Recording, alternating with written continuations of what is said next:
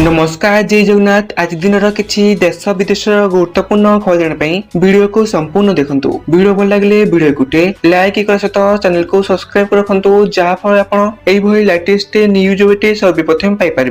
आसतु संपूर्ण खबर पर नजर पकेबा। परवर्ती बेटे बात्या मथा युक्त 2 फॉर्म पूरण तारीख को घुंचाई दिखाई। अक्टोबर 28 2026 युक्त 2 परीक्षा फॉर्म पूरण शेष तारीख थिला। हेले बात्या मंथा प्रभाव पाई अनेक कॉलेजर छात्र छात्री माने फॉर्म पूरण करि पारि नाहंती। एने कॉलेज गुड़िक ठारू निवेदन आसिबा परे उच्च माध्यमिक शिक्षा परिषद पक्षरु एही निष्पत्ति नियाइछि। रहिछि सूचना। परवर्ती बेटे यूआईडीएआई पुणी थे स्पष्ट कर आधार जड़े व्यक्ति परिचय स्थापन कले बासस्थान किंबा नागरिकतार प्रमाण भाव में विवेचना कर आधार एवं प्राय प्रत्येक आवश्यक सेवा सहित लिंक होइबा आवश्यक। यह जन्म तारीख किंबा भारतीय नागरिकतार प्रमाण भाव में कार्य करि कि नहीं से विषय अनेक लोक द्वंद्व अच्छा।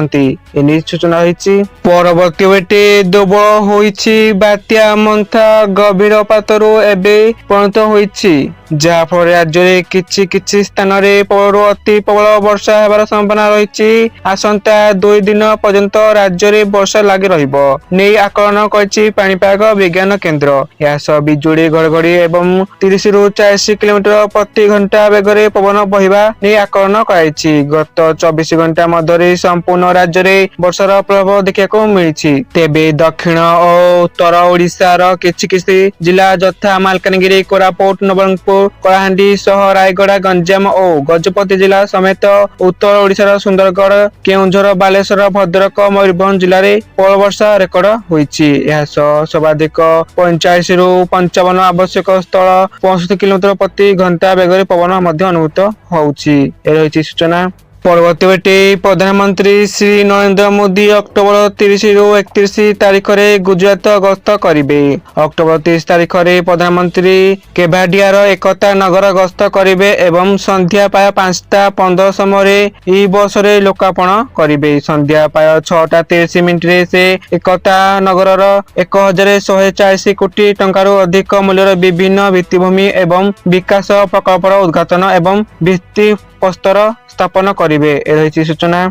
परवर्ती बेटे पीएमए मोदी बड़ योजना। यही योजना केमिति करबे आवेदन आसंतु नजर पकेबा। यही अकाउंट खोलिले 30,000 टंका पर्यंत परिवारवर्ग पाइबे। एथिपाई केतेक समस्या सतर पालन करको हेबो। 6 मास धरि यही अकाउंट रे कारबार करले आपनको ओवरड्राफ्ट सुविधा जोगाई दिया जिवो। यही योजना रे शामिल हेले परिणत वर्ष रे यही अकाउंट रे मासिक 1,000 टंका प्रदान करिवे सरकार।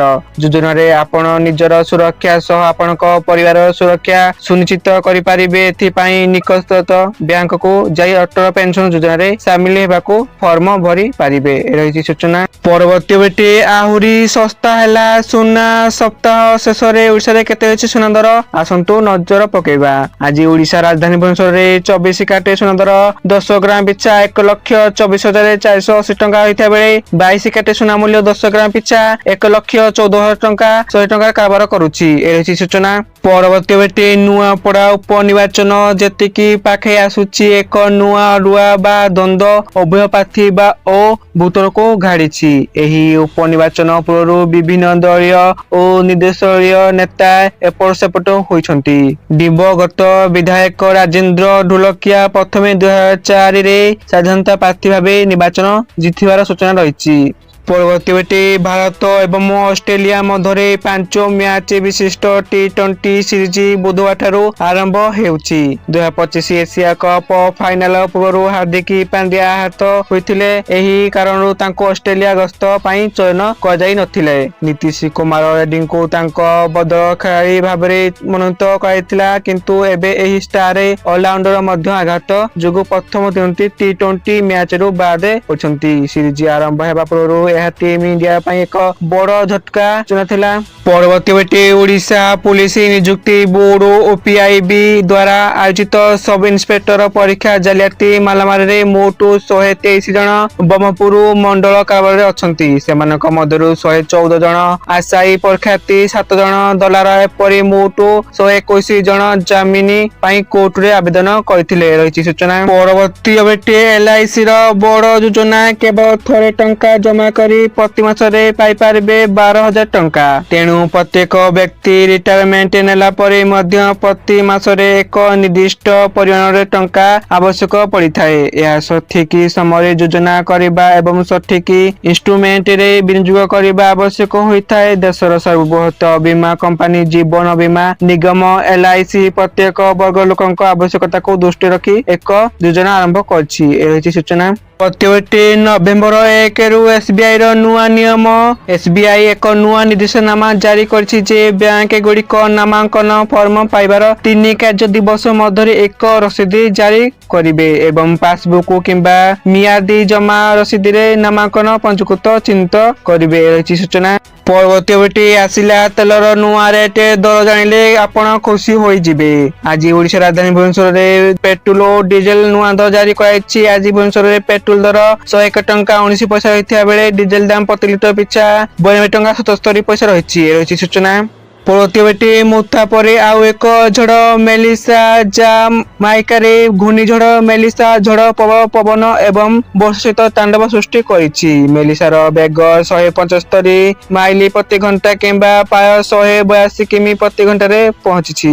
घूर्णिझड़ मेलिसा 2025 सबठारु शक्तिशाली झड़ पाल्टिछि जा फरे कैरिबियान राष्ट्र माइका एहा घटिथिबा क्षयक्षति को नै आतंकित होइछि एही सूचना।